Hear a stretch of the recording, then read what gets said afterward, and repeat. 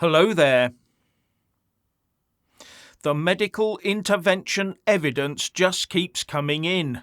When are we going to see some transparency and justice?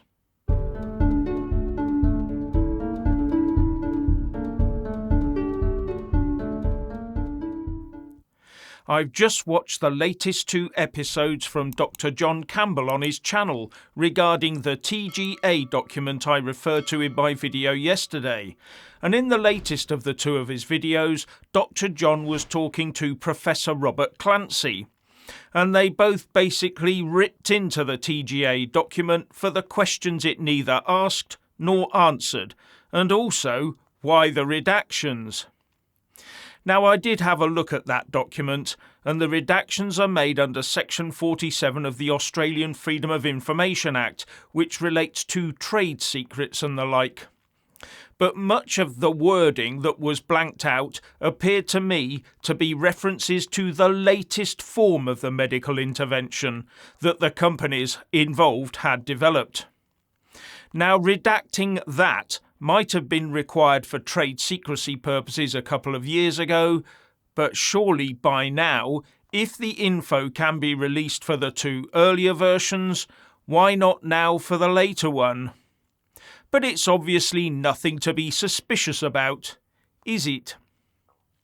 And the one thing I have to say about some of our politicians is that it is those people that are not safe and effective to be making our laws, given the type of science they advocate where medical interventions and net zero are concerned. In fact, some politicians appear to be a distinct menace. Now, Doctors John and Robert both said that as far as they're aware, all this information in the Australia TGA document was known to the governments of all developed countries. Now, I did do a quick look about the web and found quite a few references by authorities here and there to the trials conducted on Wistar Han rats mentioned in that TGA document. And no safety concerns appear to have been raised about those trials, despite all the holes Campbell and Clancy have now been able to poke through them in the space of a couple of days. Make of that what you will.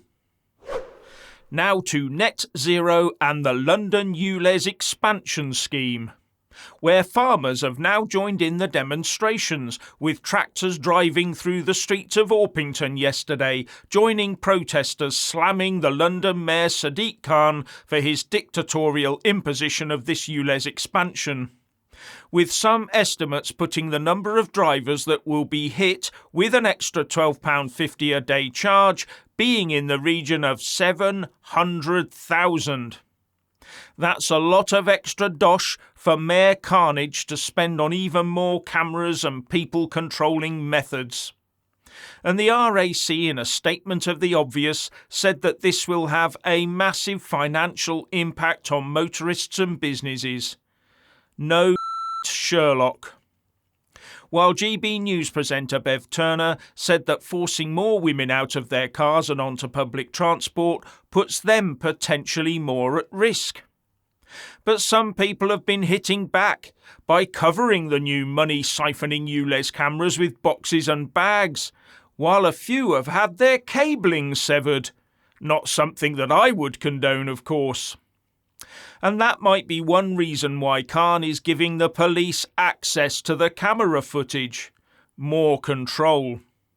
While the market traders of Romford are concerned that their livelihoods might disappear once the new ULEZ zone starts operating. And the Tory MP for Orpington, Gareth Bacon, who is also a former London Assembly member, spoke out against Khan, saying he would do all in his power to stop the expansion. And that not only is the mayor taxing people who do not vote for him, but he will also end up making the poor poorer and punishing those on lower incomes who can least afford to buy a newer car to avoid the daily charge. It will punish people, small businesses and charities who cannot afford a new vehicle to raise money for Sadiq Khan's failing administration. And speaking to the Mail, Stephen Sangster, chair of the Knoll Residents Association in Orpington, said, We are passionate about improving air quality in Orpington, but this measure is targeting the wrong people and to a large extent the wrong vehicles.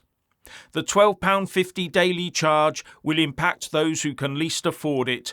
You see a lot of large 4x4s in this area that are all compliant with ULEZ, but those driving smaller but older vehicles will have to pay. But the worst thing for him was the lack of democracy. It was steamrolled through without the agreement of the people of Orpington, he said. Well, that's the modern WEF and UN-controlled we live in for you, where those that regard themselves as special and better than the rest of us have managed to wheedle their way into the halls of power with money and influence, and can therefore now dictate how we, the little people, must live our soon-to-be miserable lives, while they will remain untouched, of course. And you only have to look at the way these supranational bodies, like the World Economic Forum and the C40 cities, are able to gather the great and good under their umbrellas and talk over the heads of the electorate directly to those in power to see how this works. Also succinctly summed up by the Labour leader Keir Starmer when he was asked which system he preferred, that of Westminster or that of Davos. You are a busy man and we're going to let you go. You've got a lot to do, but we'll end on a quick fire because obviously we wouldn't be a podcast without a quick fire. So let us just ask you quickly. You have to choose now between Davos or Westminster. Davos. Why?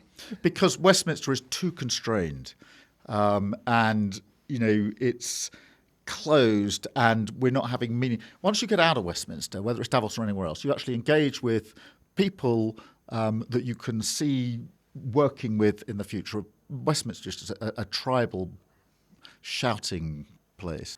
That answer is extremely illuminating and is probably quietly mirrored in the thinking of most within the Westminster bubble. And that is, we, the grown-ups who obviously know better, will get together to agree in opulence to decide how the proletariat will be existing in future. And those with the power view it as progress. Well, they would, wouldn't they? I say it's just the usual push by the rich and powerful to force the rest of us back to a feudal future. Richard. This week, our distractive perception reframing has been focused upon the giant blonde child that is Boris Johnson, who has been answering some questions as to why he may or may not have misled Parliament over Partygate. Yeah, the usual clueless pundits are out there either supporting Boris Johnson or vilifying him.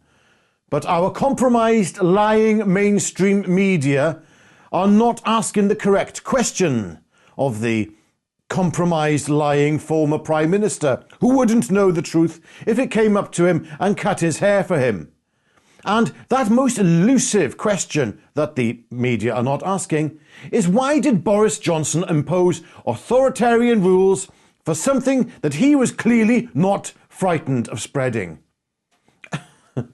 Have no doubt if those in power believed that the a tissue we all fall down was so pathogenic, those in power would have acted within the framework of their default setting, which is self-interest, and thus would have placed themselves in a severe state of isolation.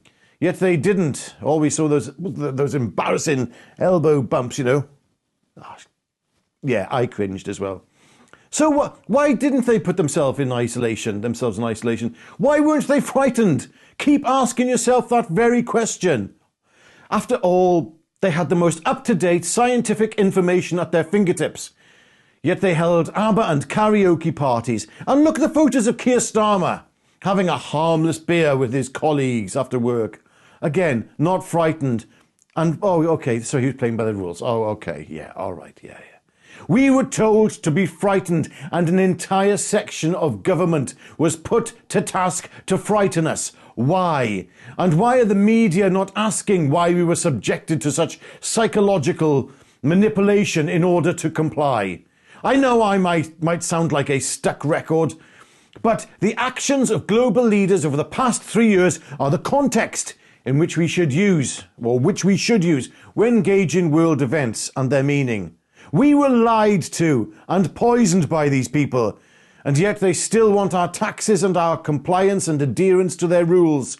His Majesty's government has betrayed the people, yet His Majesty wants us to wave flags for him at His Majesty's coronation. So to sum up this, I don't care about Boris Johnson, nor the MPs that are asking him questions, nor do I care about the establishment mainstream media reporting on it. It's all distraction away from the real state of play. I want to know when people are going to do something and stop complying. I'm sorry, but unless we have some political leader strong enough to stand up and raise a standard for the people of this country and the traditional Christian values therein, which most of you hold, even if you're not a Christian, you still have inherited values.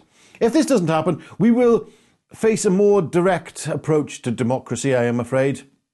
I think you know what I speak of. I can see it coming. I think most of us can. Anyway, are you falling for the distractions and reframing of world events? Let us know in the comments section below, and we will see you again tomorrow at 5:45